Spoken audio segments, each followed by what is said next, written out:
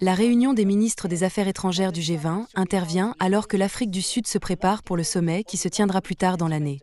Plus de détails sur ce que nous pouvons attendre de la réunion de 2 jours ont été révélés mercredi lors d'une conférence de presse. Les médias ont également été informés que l'Afrique du Sud a formé 3 groupes de travail de haut niveau dans le cadre de sa présidence du G20.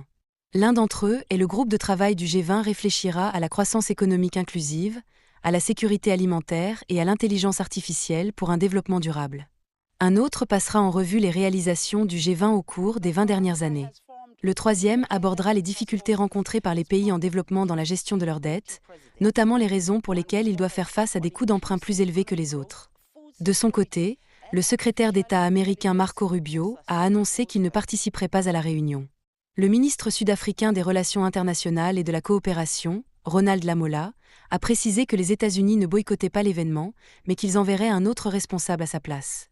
Toutefois, le ministre Lamola a déclaré qu'on ne savait pas encore quel serait le rang de ce responsable. Il a également indiqué que l'ordre du jour du sommet de cette année avait été adopté par tous les Sherpas du G20, c'est-à-dire les représentants personnels des dirigeants du G20, à Johannesburg en décembre de l'année dernière. Les États-Unis, a-t-il ajouté, étaient représentés à cette réunion. Le ministre Lamola a souligné qu'il était à noter que tous les membres du G20 seraient représentés à la réunion.